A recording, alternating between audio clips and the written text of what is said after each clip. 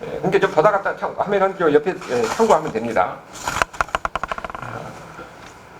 여기에는 이제 하나님의 심판과 이루라는 이런 제목으로 9장을 보는데, 여기서 이제 9장에서 보면은 이제 예후가 왕이 되는 장면을 16절까지 이야기를 하고 있어요.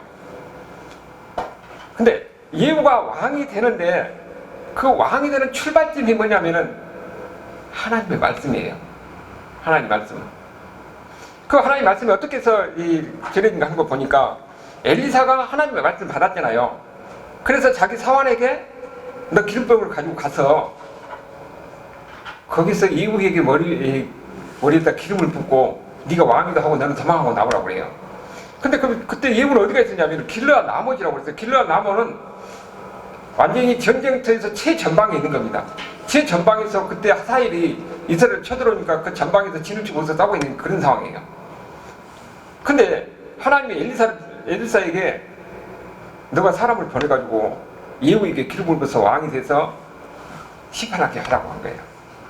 그러니까 예후 입장에서 전혀 자기가 왕이 될 마음이 없었죠.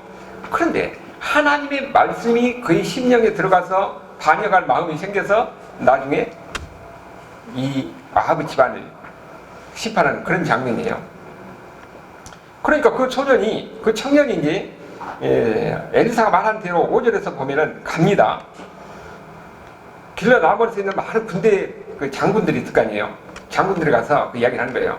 그래서 예후를 불러가지고 골방으로 들어가서 거기서 머리에다 기름을 부었어요. 그리고 기름을 붓고 당신이 왕이 된다. 그런 얘기를 하는 거. 그리고 뭐라고 하면은 거기다가 이제 사명을 줍니다. 실제로 보니까 준 이유가 뭐라고 그랬어요?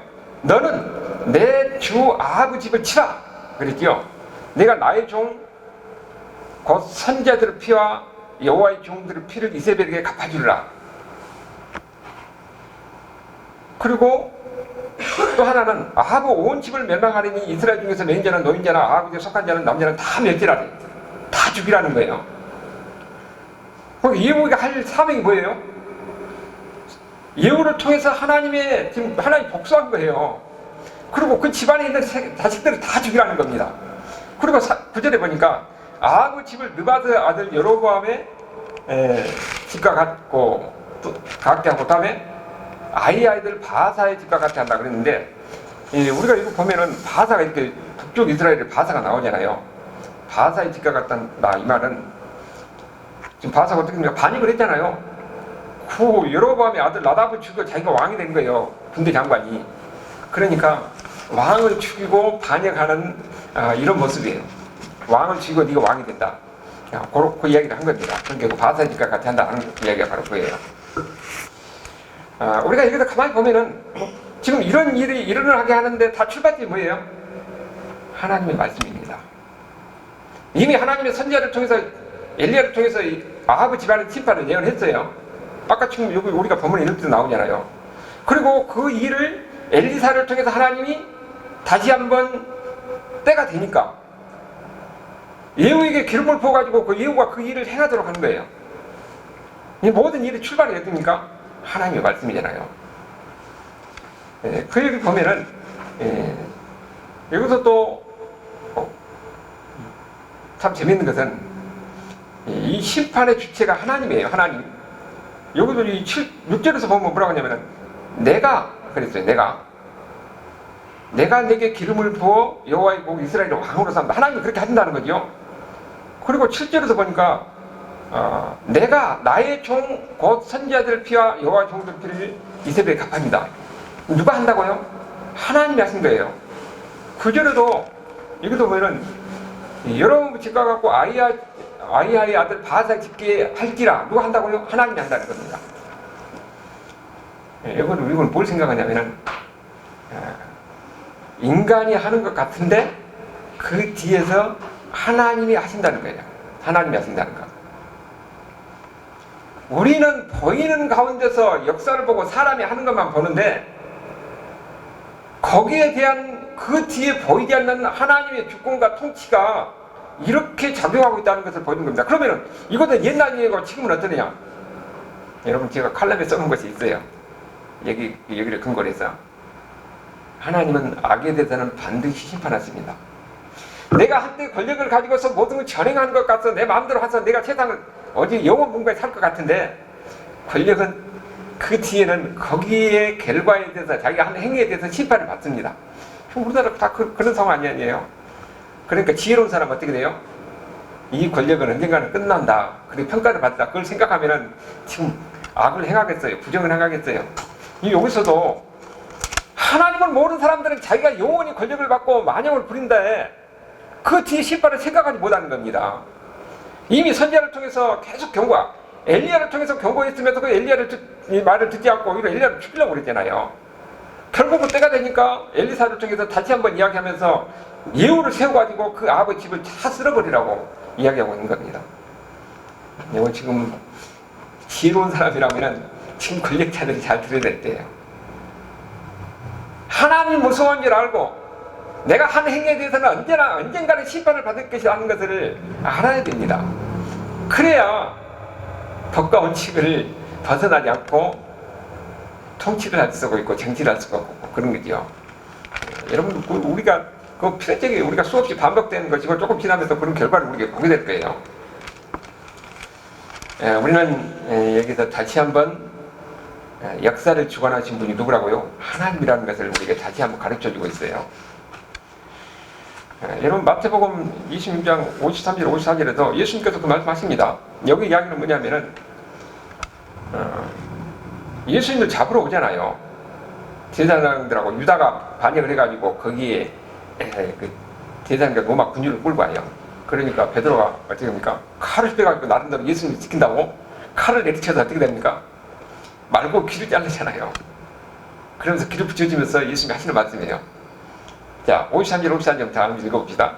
너는 내가 내 친구에게 구하여 지금 12분단 더 되는 천사들을 보내어 할 수 없는 줄로 아느냐? 내가 만일 그렇게 하면 이런 일이란 성경은 어떻게 이루어지리라? 천사 한 명이 소돔과 고모라를 멸망시키는데 12분단 되는 천사는 어떻게 되겠습니까? 지금 예수님이 하시는 힘이 없어서 이 사람한테 내가 당한 줄 아느냐? 아니다. 이미 하나님의 뜻이 이루어지기 위해서 내가 이것을 당하고 그냥 당하는 것이라는 거예요. 이미 하나님께서 예수님을 통해서 영원 전부터 예수님을 우리 대신 죄를 짊어지고 십자가에서 죽으시고 그 다음에 그 죽음에서 우리를 구원하기 위해서 예수님이 예정하는 것이에요. 그러니까 예수님도 다 뭡니까? 하나님의 뜻대로 그 길을 가는 겁니다. 역사의 주인은 하나님이시에요. 이걸 다시 한번 우리에게 가르쳐 준 거죠. 모든 것을 주관하신 분은 하나님이다. 여러분 그런데 우리 인생도 마찬가지예요. 여러분 한 사람 한 사람이 하나님은 영원 전부터 여러분을 알고 계셨어요. 내가 어떻게 해서 남편 따라서 예수 믿었다? 하나님이 이 영원 전부터 김현정 권사님을 다 알고 계셔서 만나게 해서 교회 나오게 한 겁니다. 왜? 구원하려고. 천국까지 가려고. 아멘 이유에 없어요. 여러분 우리는 그래서 예수님이 뭐라고 그랬어요? 우리는 천하보다 귀한 존재라고 그랬잖아요. 여러분 우리는 세상에서 그만큼 귀한 존재라는 것을 우리가 알아야 됩니다. 그러니까 내 삶을 하나님이 다 아시는 거예요. 그러면 아신다는 건 뭡니까? 앞으로도 다 아시고 인도하시고 주관하신다는 것을 우리에게 이야기하는 거죠. 성경 이야기는 옛날의 이야기가 아니고 지금 우리 가운데, 왜냐하면 그때 하나님이랑 지금 하나님이랑 동일한 하나님이니까 지금 우리 가운데서 역사하세요. 그때 심판을 하시면 지금도 동일하게 심판하십니다. 다만 지금 우리는 뭐예요? 그때 사람들보다 예수님을 통해서 하나님에 대해서 더 많이 아는 거예요. 예수님을 통해서 하나님의 뜻이 많이 밝혀졌으니까. 그래서 우리는 어떻게 하나님의 성격을 다 아는 것이죠. 아, 그런 거 보니까 나는 하나님이 예수님을 통해서 나를 산 사람이에요. 우리는 그렇게 소중한 사람입니다. 그러면 내 인생도 하나님이 하나하나 다 주관하신다는 거예요. 우리가 그럴 때 하나님을 의지하고 하나님을 바라보면서 살 수가 있는 겁니다. 그렇지 않으면 내가 내 인생이 주인되고 내 마음대로 하네요. 근데 이제 우리는 내 마음대로가 아니고 하나님의 뜻 가운데 있는 겁니다. 그래서 우리가 어려운 가운데 있을 때, 문제가 있을 때 항상 어떻게 돼요?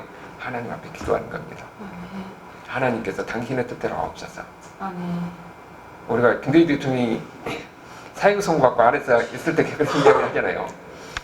이효 여사가 기도하면서 당신을 뜻대로 없어서 하니까 그때 김정일 대통령 신앙이 없을 때요. 아니 나 살려달라고 기도했는데 당신의 뜻대로 없어서 당신 뜻대로 없어서 그러니까 엄청 서운하더라고. 나중에 성경을 감옥에서 이제 성경을 보고 나니까 그걸 알게 된 거죠. 여러분 하나님의 뜻이 아니면 우리가 죽을 사람이 살고 살 사람이 죽습니까? 안 그래요. 하나님 뜻이면 죽을 사람도 살고 살 사람도 죽고 그런 겁니다. 그러니까 우리 인생을 하나님께 맡기는 거예요. 오늘 그래서 오전에 설교한 것과 마찬가지로 우리 제자의 삶이 뭡니까? 우리 삶을 내가 내 의지대로 이렇게 사는 것이 아니라 항상 하나님의 뜻대로 하나님의 뜻이 무엇인지 하나님의 말씀이 무엇인지 그걸 바라보고 우리가 사는 거예요. 여기서도 그냥 바로 그 이야기가 있죠. 그리고 또 한 가지는 우리에게 가르쳐준 것은 뭐냐면은 하나님은 자기 백성들이 당한 것을 반드시 복수한다는 겁니다. 9장 7절 후반절에 그랬잖아요. 너는 내 종 아합의 집을 치라. 내가 나의 종 나의 선지자들의 피와 여호와의 종들의 피를 이세벨에게 갚아주리라. 하나님이 복수한다는 겁니다. 하나님이 갚은다는 거예요. 하나님이 자기 종들이 자기 선지자들이 그렇게 고통을 당하고 억압을 당하고 죽음을 당한 것을 하나님은 우리는 그때 보면은 왜 하나님이 이 하나님의 종들 하나님의 사람들이 그렇게 고통 가운데서 있는데 왜 하나님이 외면하실까 그렇게 생각하시는데 하나님 뭐라고요? 갚는다는 겁니다. 반드시 갚는다는 거예요. 지금 이 이야기를 지금 여기서 하고 있어요. 우리가 보면은 항상 그럴 때가 있어요. 아니 하나님 왜 예수 믿는 사람들은 이렇게 힘들고 하나님을 잘 섬기는데 어렵고 힘듭니까? 그리고 그렇게 체질에 매달리고 기도하는데 왜 하나님이 안 들어줄까? 그런 생각을 우리가 많이 합니다. 그런데 하나님의 응답은 뭐냐? 그 자기 백성들의 고통을 하나님은 보고 계셔요. 그리고 반드시 갚으신다는 것이 성경 이야기입니다.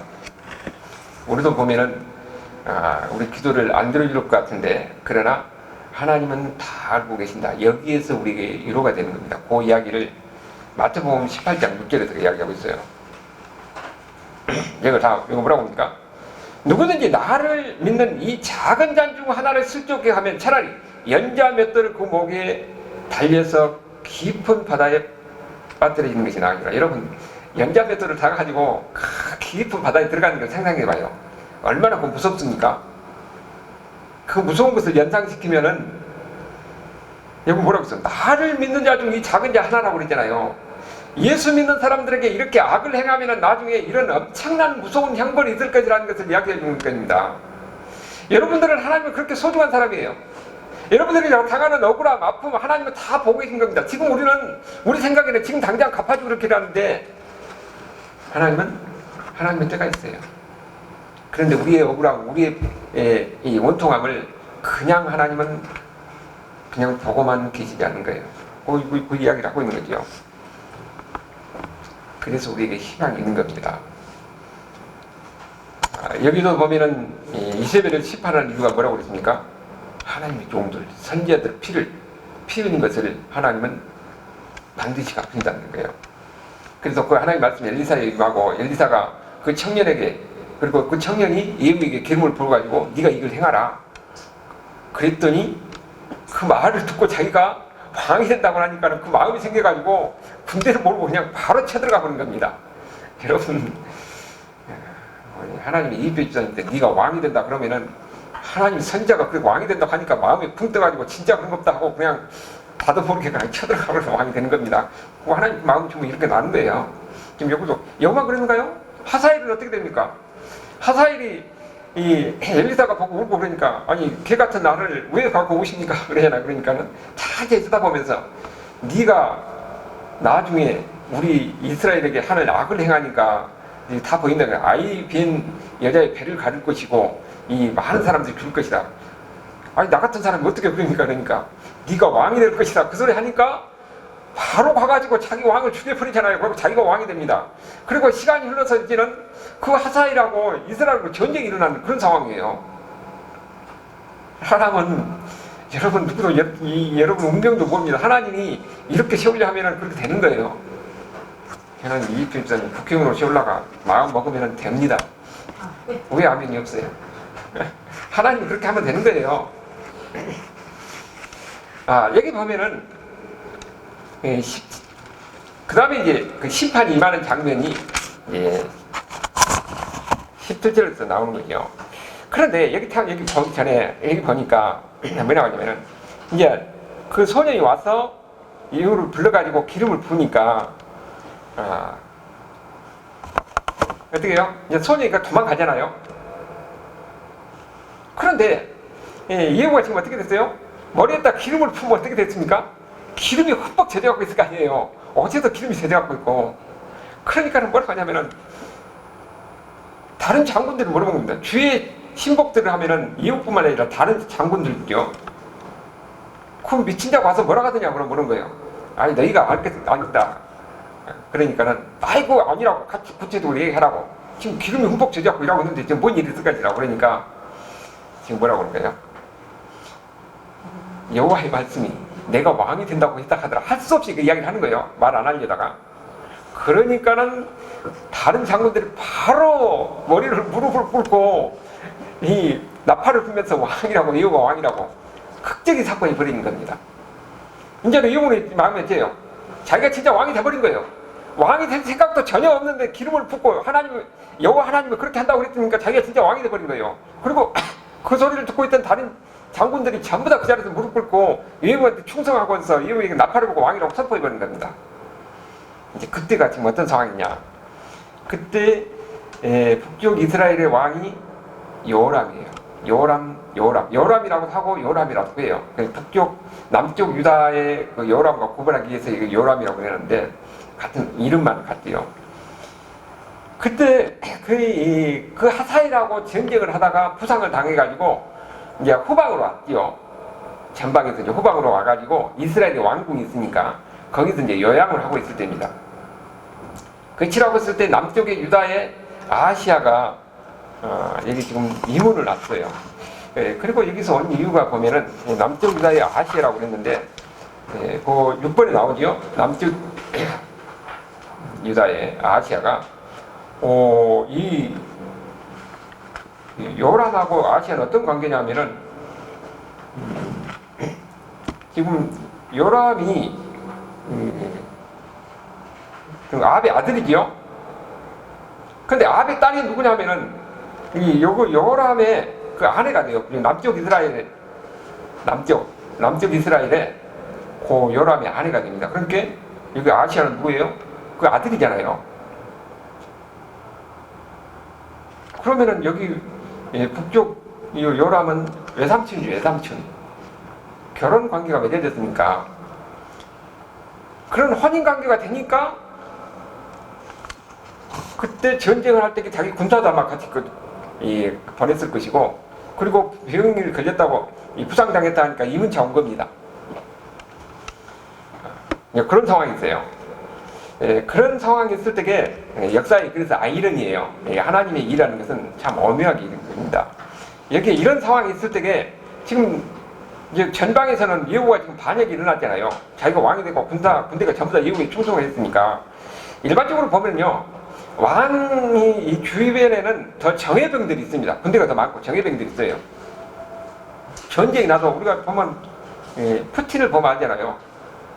저쪽에서 지금 저기가 무슨 반란이 일어나는 것을 보시고 자기는 정예병들만 자기 주변에는 딱 배치해놨어요. 반란해도 정예병들 얼마든지 격파할 수 있는 그런 상황이죠. 그래서 지금 여기는 아마 전방으로 후방으로 가서 병력이 적을 수도 있고 아니면 정예병들이 있을 수도 있고, 그래서 그때 이 반역에서 반란이 제일 중요한 건 뭡니까? 정보가 새나가면 안 되죠. 그러니까 15절 후반절에 거기에 아무도 이스라엘에 알리를 가지 못하게 하는 거죠. 정보가 안 새나가려고. 그래서 정보가 새나가도 그때 반역에 성공하려면 어떻게 되는 거예요? 정광석과 같이 치고 들어가야 돼요. 그러니까 예후가 군대를 몰고 파죽시대로 가는 겁니다. 그것이 17절에서 나오는 거죠. 근데 그것을 파수꾼이 이렇게 쳐다본 거예요. 지금 누가 군대를 몰고 오는데 지금 거기에 예후 같다고. 여러분, 왕이 저기서 전방에 있는 군대가 갑자기 들어오면 무섭겠다 안 무섭겠어요? 엄청 무섭지요.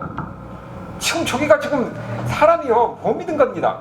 군대를 전부 다 군대를 갖고 있을 때는, 그래서 공산주의국가에서는 항상 거기에 정치 장교가 있어가지고 항상 감시병들이 있는 거예요. 그러니까 군대가 들어오니까 파수꾼을 보냈는데 대답이 없어요. 그래서 한 번 더 보냈는데 또 대답이 없어요. 그러니까 이제 자기가 직접 갑니다. 그것이 이제 20절에 21절에 보니까 참 아이러니하게 이제 이스라엘 왕궁에서 나와서 예후를 맞이하러 가는데 어디를 만났냐? 나봇 포도원에서 만나요. 나봇 포도원에서. 거기서 아시하고 같이 왔다가 거기서 같이 만난 거지요. 이 나봇 포도원이 어떤 겁니까? 아합과 이세벨이 나봇을 죽이고 그래서 포도밭을 나봇과 자식들까지 상속자들까지 다 죽이고 거기에 그 땅을 빼앗은 데가 아니에요. 그러니까 그때 이미 엘리야 선지자를 통해서 이야기했어요. 이 하나님이 이것도 다 보셨더라. 그리고 갚을 것이라 이야기를 했어요. 근데 아이러니야 거기서 만나고 거기서 예후를 만나요. 그러니까 예수가 뭐라고 합니까? 이 안부를 물으니까 이세벨의 음행과 술수가 이렇게 많은 어찌 평안하냐? 그러니까는 반얘기도 하고 도망가는데 화를 쏘았더니 가슴 염통을 맞춰가지고 거기서 죽어온 겁니다. 여러분, 이 사람이 거기를 예후 나봇 포선이라고 생각하고 왔겠습니까? 온다고 오는데 거기서 어디서 만나요? 나봇 포선에서 만나요. 이미 여기서는 하나님이 여기서 이 하나님이 우리에게 전해준 메시지가 있어요. 이미 엘리야 선지자를 통해서 이야기를 했잖아요. 이 나봇 이 원수를 이렇게 원하는 갚아줄 것이라고. 네, 우리가 여기 보면은 참 역사의 아이러니를 우리가 여기서 볼 수가 있어요. 여기가 이미 26절에서 그 이야기를 했어요. 여기는 지금 그 전에 있는 하나님 말씀을 여기다가 넣어놨죠. 여기서 뭐라고 하냐면 여호와께서 말씀하시기를 내가 어제 나봇의 피와 그의 아들들의 피를 분명히 보았노라. 여러분 이거 중요합니다. 우리가 그때 볼 때는 나봇과 그 자식들이 억울함을 당하고 그 지금 그 일이 어디서부터 시작됩니까? 아합의 탐욕에서부터 시작되잖아요. 자기도 땅 많은데 그 옆에 있는 포도밭이 욕심나니까 그걸 뺏고 싶어요. 그러니까 자기 마음대로 안 되니까 자기 부인 이세벨한테 이세벨이 완전히 아주 악한 사람이잖아요. 결국은 다른 이 음모를 꾸미고 술주를 꾸며가지고 나봇과 그 자식들을 다 죽여버리고 강제로 그 토지를 빼는 겁니다. 그런데 그때 우리가 볼 때는 아니 하나님 이렇게 악한 사람이 악을 행하고 있는데 하나님은 어디 계십니까? 우리가 그럴 수가 있잖아요. 그런데 거기에 대해서 하나님 뭐라고요? 아들들의 피를 분명히 보았다 그럽니다. 하나님은 그 장면을 이미 다 보고 계신 거예요. 그리고 본다는 것은 하나님이 곧 심판한다는 이야기입니다. 여호와께서도 말씀하시기를 이 토지에서 내게 갚으리라. 어디서? 나봇의 포도원에서 그 나봇의 자식들의 억울함을 하나님이 갚았다는 겁니다. 그런데 거기서는 나봇의 이야기만이 아니라 거기에 있는 선지자들, 여호와의 종들, 그들에게 죽이고 피를 흘렸던 그것도 하나님이 분명히 갚았다는 거예요. 어디서? 나봇의 포도원에서. 그런데 그들이 우연 같지 않게 나와서 맞이한 데가 바로 나봇의 포도원에서 맞이한 거예요. 그런데 거기가 하나님이 이미 예언했던 그 예언이 딱 맞았다는 겁니다. 우리는 보면은 우리 생각대로 행동을 하는 것 같은데 결국은 어떻게 됐냐? 우리 발걸음도 하나님이 다 아시고 하나님의 뜻대로 이루어진 거예요. 여러분 그러니까 상황이 우리 시대적 상황이 마음에 안 들더라도 우리가 예수 믿는 사람들은 인간이 하는 것이 아니라 하나님한테 맡기는 겁니다. 그 이야기가 지금 이 이야기를 통해서 우리가 다시 한번 비춰볼 수가 있는 거예요. 하나님이 보았다는 것은 하나님이 반드시 심판한다는 이런 그 의미가 들어있다는 겁니다. 여기가 또한 그 이야기가 시편에서 그 이야기를 하고 있는데 시편 14절에 보면 주께서 보셨나이다. 주는 재앙과 고난을 감찰하시고 주의 손으로 갚으려 하시오니 애로운 자가 주를 의지하나이다. 주는 벌써부터 고아를 도우시는 이신이다. 우리의 억울함, 우리의 고통을 하나님은 다 보고 계신 거예요. 지금 당장은 내가 이렇게 하나님을 섬기고 어렵고 힘든 가운데 있는데 왜 하나님 나를 안 도와줄까? 왜 하나님은 외면하고 이거 원수들이 잘 될까? 악을 행하는 사람은 그 사람들이 많은 것을 누리고 있는데 왜 하나님은 그렇게 가만히 있을까 그렇게 생각하는데 여기 이 성경은 뭐라고 그러니까 주께서 그런 장면을 다 보고 계신다는 거예요. 그리고 재앙과 원한을 감찰하시고 주의 손으로 갚으신다고 그랬어요. 그렇게 힘들고 어려운 사람은 우리가 뭘 의해야 됩니까? 하나님을 의해야 되는 거예요. 하나님을. 이 과를 하나님이 어려움 있게 한다는 말은 아니에요. 사람이 어려울 수밖에 없지요. 어려울수록 어떻게 해요? 하나님을 바라보는 겁니다.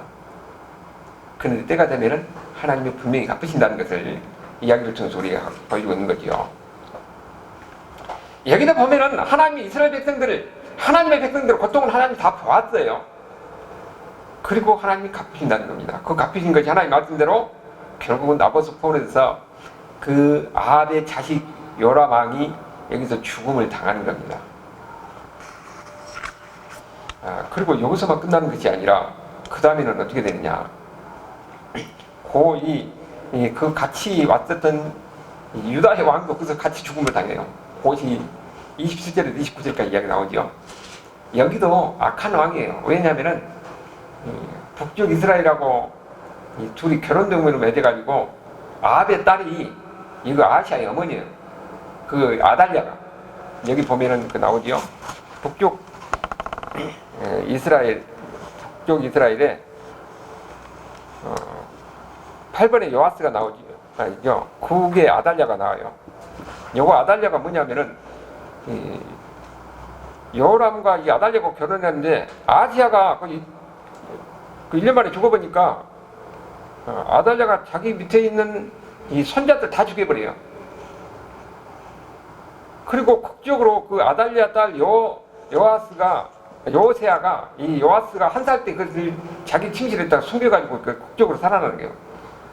그런데 이 요아스가 7살이 될 때까지 이 아달랴가 통치를 해요. 거기 우리가 지난 시간에 그거 봤던 이야기죠.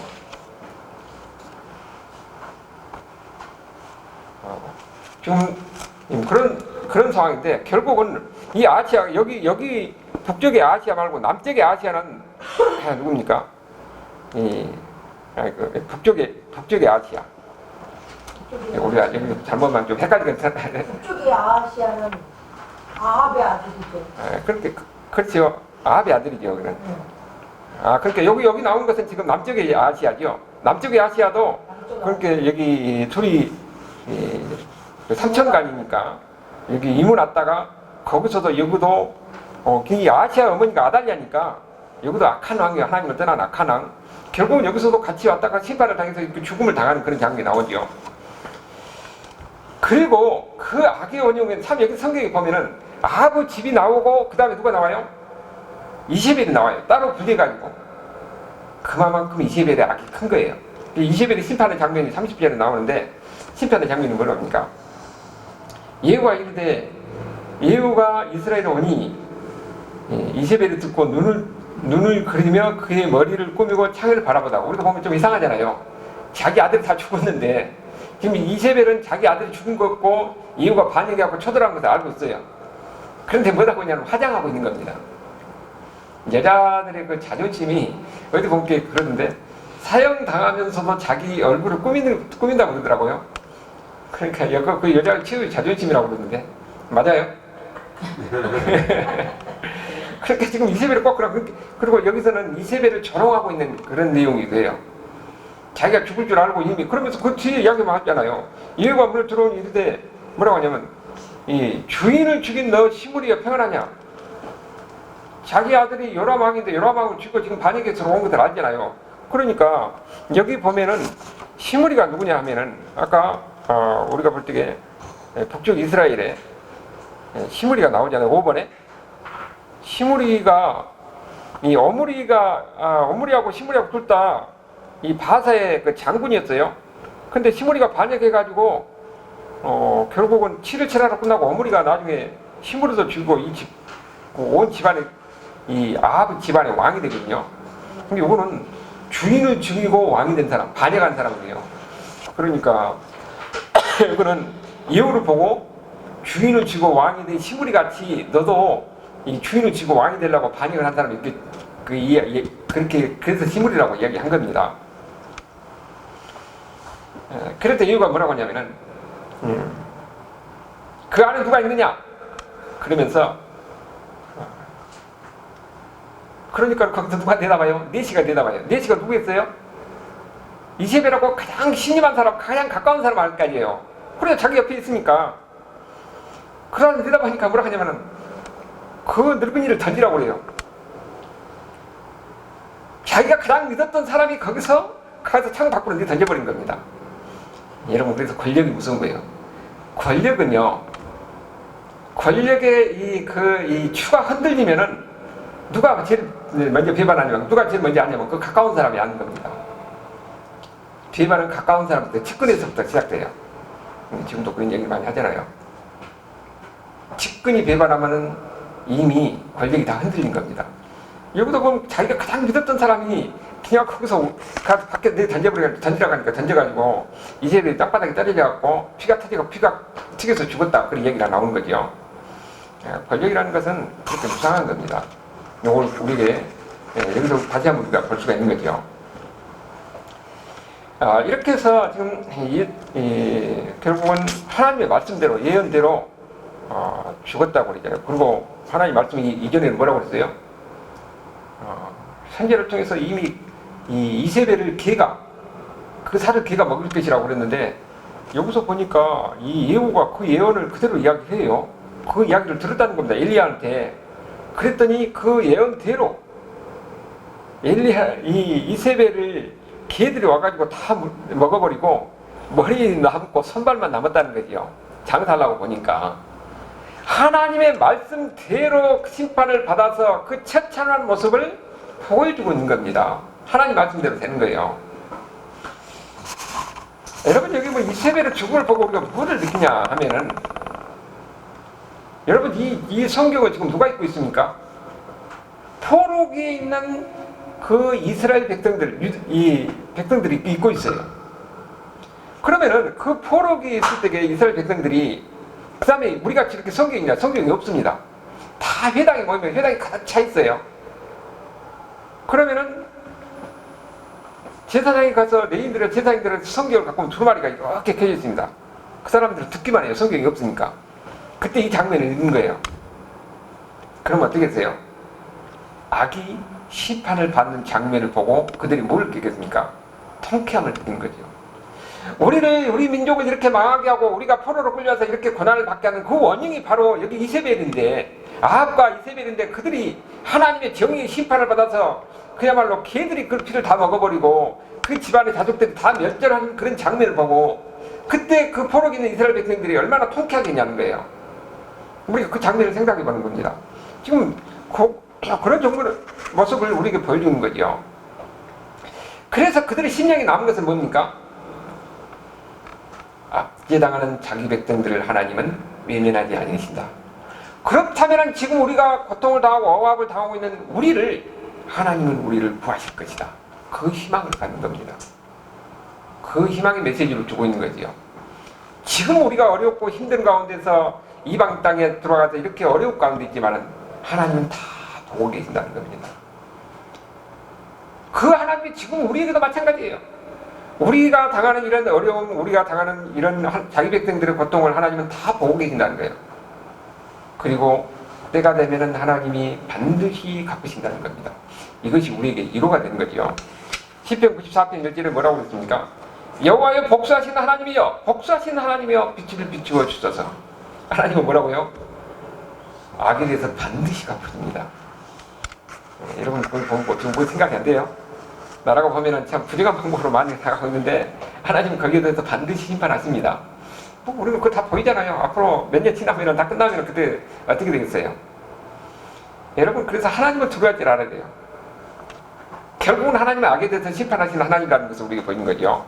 그래서 이 9장을 통해서 우리에게 주는 말씀은, 때가 되면은 아버지가 이세벨을 멸망시키고서 그들에게 심판하는 것과 마찬가지로, 하나님은 자기 백성들이 당하는 압제, 억울하게 당하는 이런 이 고통과 이 처참한 현실을 하나님은 다 보고 계시고, 때가 되면은 그들에게 반드시 심판하신다는 것을 우리에게 보여준 겁니다. 거기서 희망을 갖고 하나님 백성 다시 일어설 수가 있는 거예요. 이런 하나님이 저와 여러분의 하나님이고, 또 우리를 지키시는 하나님이라는 것을 믿으시길 바랍니다. 아멘. 하나님 감사합니다. 오늘 우리가 어떻게 하는 것이